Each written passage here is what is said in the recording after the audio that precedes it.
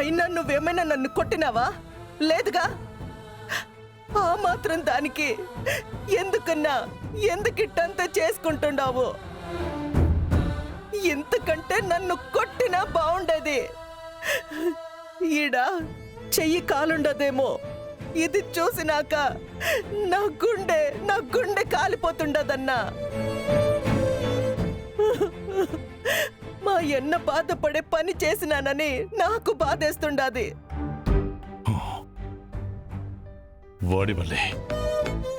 వాడి వల్లే అన్ని ఇలా జరుగుతున్నాయమ్మా. నీ మీద కోప్పడే ఆలోచన కూడా చెయ్యను నేను ఈరోజు నీ మీద చెయ్యెత్తే పరిస్థితికి వచ్చాను అంటే అదంతా వాడి వల్లే.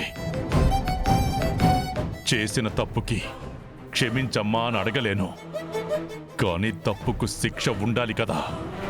అందుకే అన్నా నీకు దండం పెడతానన్నా, నీకు దండం పెడతా, ఊరుకో అన్నా. ఇందులో నీ తప్పే ఉండదు. నీ మాట కాదని గడప దాటి తప్పు చేసుండాది నేనన్నా. నన్ను కొట్టన్నా, నన్ను కొట్టు, నేనన్నా, నన్ను కొట్టు. నువ్వు ఆగు. లేకపోతే ఏందిరా ఇది? ఎవరి మీద కోపాలరా ఇవన్నీ? వాడు ఆ పొద్దు ఎందుకు తాగినాడో, ఏం జరిగినాదో గడప దాటి బయటికి పోయిండాడు.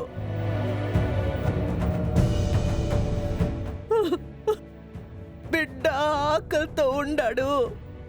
ఓ ముద్ద అన్నం పెడదామని పోయినాను. వాడి మీద కోపానికి వాణ్ణి ఏమనలేక నా మీద చెయ్యెత్తినాడు మీ నాయన.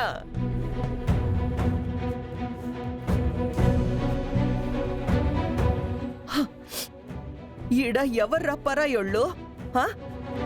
అన్న చెల్లెళ్ళం, తండ్రి కొడుకులం, అత్త అల్లుళ్ళం. మన కోసం మనం ఆలోచించుకోకపోతే ఇంకెవర్రా ఆలోచిస్తారో? మా అన్న మాట కాదని వాడికి అన్నం తీసుకుపోవడం తప్పే కావచ్చు. చూసినావా దానికే మీ నాయన ఎంత పని చేస్తున్నాడో? ఓయన్నా, నీకు నిజంగా నా మీద కోపం వస్తే కొట్టు, లేదంటే గొంతు మీద కాలేసి తొక్కన్నా. సంతోషంగా చచ్చిపోతాను. ఇట్లాంటివన్నీ చేయబాకున్నా. నీకు దండం పెడతా అన్నా, దండం పెడతా అన్నా.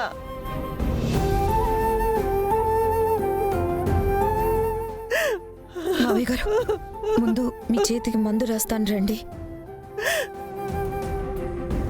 రండి మావయ్య గారు. వద్దులేమ్మా, రా అన్నా, రా అన్నా.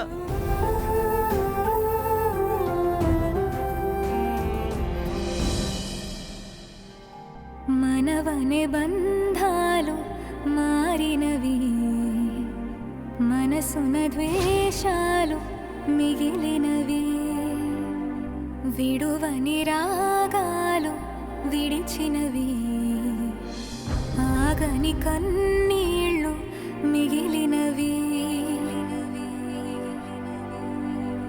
మరువదు మరువదు మనసే బంధాలు, బ్రతకదు భారముతో.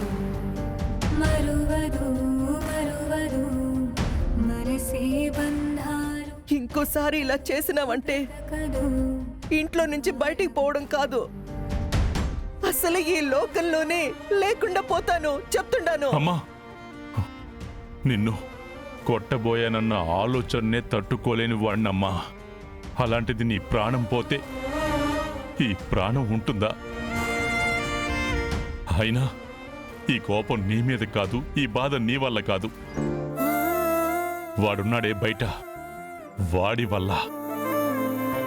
ఇంట్లోంచి బయటికి పోయాడు, వాడి బ్రతికేదో వాడు బ్రతుకుతున్నాడు, మన బ్రతుకులోకి రాడు అనుకుంటే మళ్ళీ వచ్చాడు.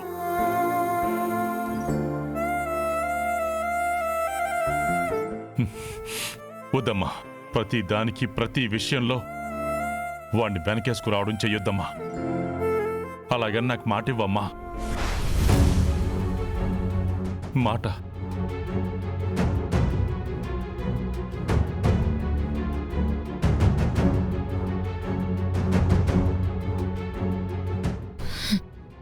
ఇంతమందిని బాధ పెడుతున్నాడు. మా అన్నయ్యని దూరం చేసి ఆ కుటుంబాన్ని బాధ పెట్టాడు. కన్న తండ్రిని కూడా బాధ పెడుతున్నాడు. ప్రాణంలో పెంచుకున్న అత్తని బాధ పెడుతున్నాడు.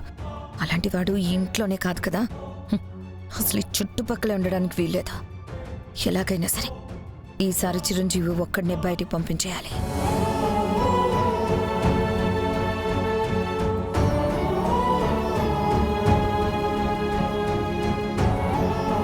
మాటివ్వమ్మా.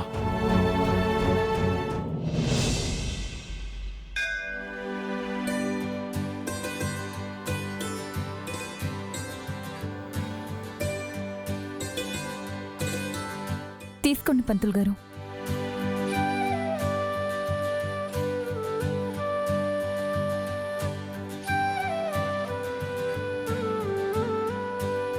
ఇంతకీ ఏ విషయం మీద నన్ను పిలిపించారో చెప్పలేదు. చెప్తాను పంతులు గారు, మీరు ప్రశాంతంగా టీ తాగండి. మొదటిసారిగా మా ఇంటికి వచ్చారు. ముందు మర్యాద, తర్వాతే ఏదైనా. మళ్ళీ ఉదయాన్నే గుడికి వెళ్ళాలి కదమ్మా. పర్లేదు చెప్పండి. మా ఓనర్ గారు కృష్ణంరాజు గారి ఇంట్లో ఎన్నో సంవత్సరాలుగా పూజలు జరిపించారు, హోమాలు కూడా జరిపించారు. ఆ కుటుంబానికి ఏ చిన్న కష్టం అనిపించినా మీతోనే చెప్పుకున్నారు. దానికి పరిష్కారం ఏంటనేది మీరు చెప్తూనే ఉంటారు. అవునమ్మా, అన్నపూర్ణమ్మ గారికి నా మాట అంటే బాగా గురి. కృష్ణంరాజు గారు తన చెల్లెలు మాట ఎప్పుడూ కాదనరు కాబట్టి ఆయన గారు కూడా ఆవిడ ఎలా చేయమంటే అలా చేయమని చెప్పేవారు. మీరంత నమ్మకంగా ఉన్నారు కాబట్టే, వాళ్ళ విషయాలు పూర్తిగా తెలిసిన వాళ్ళు కాబట్టే మీతో ఒక చిన్న విషయం మాట్లాడాలని ఇక్కడికి పిలిపించాను. పాపం ఆ కుటుంబం ఇప్పుడు చాలా కష్టాల్లో ఉంది. పోలీస్ కేసులని, జైలని మీరు వినే ఉంటారు కదా. వాళ్ళ పెద్దబ్బాయి ఈ మధ్య జైలుకు కూడా వెళ్ళాడు. తెలుసమ్మా, పాపం ఏ తప్పు చేయకుండానే జైలుకు వెళ్లాల్సొచ్చింది. అదే పంతులు గారు, మంచి మనుషులు పాపం వాళ్ళ విధంగా బాధపడుతూ ఉంటే చూడ్డానికి నాకే కష్టంగా ఉంది. అందుకే శాంతి పూజ జరిపిస్తే కుటుంబానికి మంచిదని చెప్తూ ఉంటారు కదా. అవునమ్మా, మంచి ఫలితం ఉంటుంది. అందుకే మీరొకసారి అన్నపూర్ణమ్మ గారిని కలిసి కృష్ణంరాజు గారి ముగ్గురు అబ్బాయిలతో దగ్గరుండి శాంతి పూజ జరిపిస్తే మంచిదని చెప్పండి. ఏదో మాట్లాడుతుందనుకుంటే వాళ్ళ మంచి చెడు గురించి మాట్లాడుతోంది. అదేంటమ్మా, ఈ విషయానికే నన్ను ఇంత దూరం పిలవాలా? మీరు చెప్పాలనుకుంటున్నది మంచి విషయమే కదా. మీరే నేరుగా వెళ్ళి చెప్పొచ్చు కదా, నాతో చెప్పడం ఎందుకు? ఎంతైనా నేను వాళ్ళ దగ్గర పనిచేసే ఒక చిన్న ఉద్యోగిని కదండి. నా స్థాయికి మించి నేను వెళ్ళి మీకు మంచి జరుగుతుంది, ఇలా చేసుకోండి అని చెప్తే బాగుంటుందా చెప్పండి?